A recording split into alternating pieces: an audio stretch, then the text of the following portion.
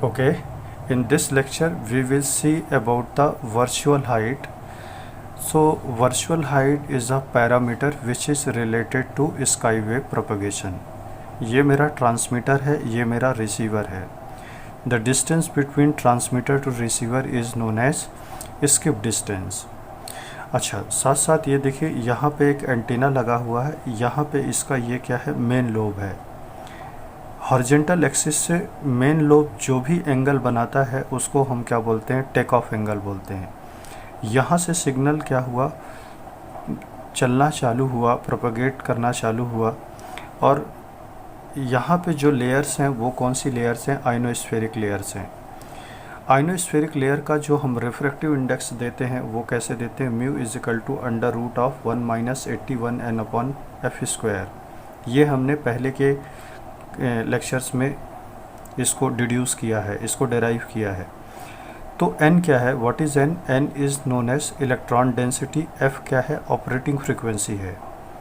यानी कि यहाँ पे म्यू क्या होगा, म्यू किस पे डिपेंड कर रहा है, इलेक्ट्रॉन डेंसिटी पे डिपेंड कर रहा है. आप देखिए कि यहाँ से सिग्नल जो भी चला, एक्चुअली में यहाँ पे बैंड हो रहा है. ये बैंड क्यों हो रहा है, बिकॉज ऑफ रिफ्रैक्शन. रिफ्रैक्शन क्यों होता है, चेंज इन म्यू की वजह से होता है. चेंज इन म्यू क्यों होता है, म्यू क्यों चेंज होता है, क्योंकि आइनोस्फेरिक लेयर में आइनोस्फेयर में बहुत सारी लेयर्स होती हैं और हर लेयर का क्या होता है, इलेक्ट्रॉन डेंसिटी अलग अलग होता है. यदि इलेक्ट्रॉन डेंसिटी अलग है तो म्यू चेंज होगा. म्यू चेंज होगा मतलब रिफ्रैक्टिव इंडेक्स चेंज होगा. रिफ्रैक्टिव इंडेक्स चेंज होने का मतलब क्या है, वहाँ पर रिफ्रैक्शन होने की पॉसिबिलिटी है. तो ये बेंडिंग ऑफ द सिग्नल क्यों हुआ, bending of the electromagnetic because of refraction और बिकॉज ऑफ म्यू हुआ. तो आप देखिए कि मैंने यहाँ पे कई पाथ बनाए हैं. देखिए पाथ क्या है, पाथ A, O' और B.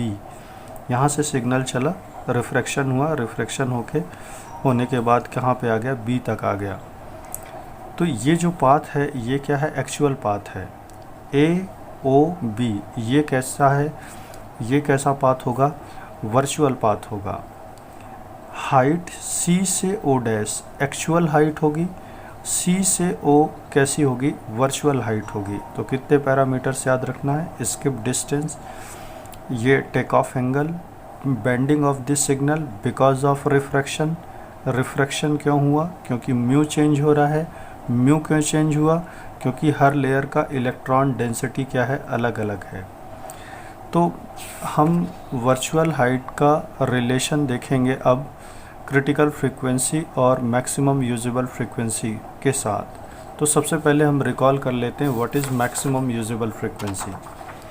तो ये अर्थ है, ये हमारा आइनोस्फेयर का लेयर है. तो आप देखिए कि ट्रांसमीटर से रिसीवर की डिस्टेंस हम क्या बोलते हैं, स्किप डिस्टेंस बोलते हैं. मान लीजिए फ्रीक्वेंसी बढ़ाना चालू किया आपने, F1 फ्रीक्वेंसी का सिग्नल लॉन्च किया, रिफ्लेक्ट बैक होके यहाँ आया. F2 का लॉन्च किया, रिफ्लेक्ट बैक होके आया. लेकिन F3 फ्रीक्वेंसी का सिग्नल लॉन्च किया आपने, तो ये सिग्नल जो है वो पेनिट्रेट करके कहाँ पे चला गया, एटमॉस्फेयर मतलब स्पेस पे चला गया.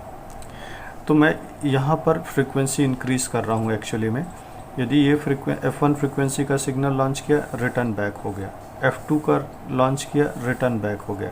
लेकिन F3 रिटर्न बैक नहीं हुआ. तो मेरा सवाल यह है, क्या F2 के ऊपर की फ्रीक्वेंसी आप यूज़ कर सकते हो, नहीं. क्यों, क्योंकि यदि F3 के ऊपर की फ्रीक्वेंसी यदि मैं यूज़ किया तो ये सिग्नल कहाँ पे चला जाएगा, स्पेस पे चला जाएगा. तो F2 क्या कहलाएगा, F2 एक ऐसी मैक्सिमम फ्रीक्वेंसी है जो कि रिटर्न बैक हो रही है. F2 के ऊपर की फ्रीक्वेंसी रिटर्न बैक नहीं हो रही है. तो F2 को क्या कहूँगा मैं, मैक्सिमम यूजेबल फ्रीक्वेंसी कहूँगा. अच्छा, इसके साथ साथ मैं आपको क्रिटिकल फ्रीक्वेंसी भी याद करा देता हूँ कि क्रिटिकल फ्रीक्वेंसी कैसे कैलकुलेट करते थे. कि रिफ्रैक्टिव इंडेक्स, आप देखिए refractive index of the ionospheric layer कैसे देते थे, mu is equal to under root of 1 - 81 81n upon F square. Mu की वैल्यू 0 करिए तो यहाँ से इस इक्वेशन को सॉल्व करिए तो F C is equal to 9√n या कि F C square is equal to 81n। तो इस तरीके से हम क्रिटिकल फ्रीक्वेंसी का कैलकुलेशन करते थे। तो ये दोनों चीज़ें मैंने आपको रिकॉल करा दी कि मैक्सिमम यूजेबल फ्रीक्वेंसी क्या है। एक ऐसी फ्रीक्वेंसी जिसके बाद की फ्रीक्वेंसी यदि हम यूज़ करते हैं तो वो रिटर्न बैक नहीं होगी। तो चलिए आप देखिए यहाँ पे इस फिगर को देखिए, इस ट्रायंगल को देखिए, ये डिस्टेंस क्या है, स्किप डिस्टेंस है। ए ओ बी कौन सा पाथ है, वर्चुअल पाथ है। पीछे वाले फिगर में आप ज़रूर देखिए ए ओ बी कैसा पाथ है, वर्चुअल पाथ है। ये हाइट कैसी होगी, वर्चुअल हाइट होगी। यहाँ पे कौन सी लेयर है, आइनोस्फेरिक लेयर है। आइनोस्फेयर के नीचे फ्री स्पेस है। फ्री स्पेस का रिफ्रैक्टिव इंडेक्स क्या होता है, 1 होता है। आइनोस्फेयर का रिफ्रैक्टिव इंडेक्स क्या होता है, under root of 1 minus 81n upon maximum usable frequency. हालांकि यहाँ पे एफ स्क्वायर होता है, लेकिन हम यहाँ पे क्या लिख रहे हैं, मैक्सिमम यूजेबल फ्रीक्वेंसी से रिलेशन चाहते हैं, इसलिए यहाँ पे मैक्सिमम यूजेबल फ्रीक्वेंसी को हमने क्या किया है, इन्वॉल्व किया है। अच्छा चलिए पहले इस ट्रायंगल को देखिए। क्या इस ट्रायंगल में ओ ए का स्क्वायर इज इक्वल टू ये H square and D square by 4 ये लिख सकता हूँ क्या? बिल्कुल, पाइथागोरस थ्योरम अप्लाई कर दीजिए। थीटा आई क्या है, ये जो डैश डैश ऊपर की तरफ बनाया है ये क्या है, नॉर्मल है। हम हमेशा एंगल कहाँ से मेज़र करते हैं, नॉर्मल से एंगल मेज़र करते हैं। तो यहाँ से जो भी इलेक्ट्रोमैग्नेटिक वेव आई यहाँ पे स्ट्राइक करी, तो क्या मैं इस थीटा आई को एंगल ऑफ इंसिडेंस बोल सकता हूँ? बिल्कुल बोल सकता हूँ। क्यों? क्योंकि यहाँ पे इलेक्ट्रोमैग्नेटिक वेव इंसिडेंस हो रही हैं और मैं एंगल कहाँ से मेज़र करता हूँ, नॉर्मल से मेज़र करता हूँ। इस एंगल को मैं क्या बोलता हूँ, एंगल ऑफ इंसिडेंस। तो क्या कॉस थीटा आई लिख सकता हूँ क्या?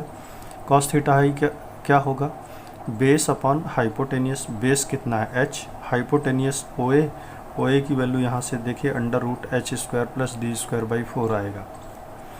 अच्छा, क्या यहाँ पे स्नेल्स लॉ लगा सकते हैं? स्नेल्स लॉ क्या कहता है, μ1 sine theta I is equal to, यहाँ ओ पॉइंट पे स्नेल्स लॉ लगा रहे हैं, μ1 साइन थीटा आई।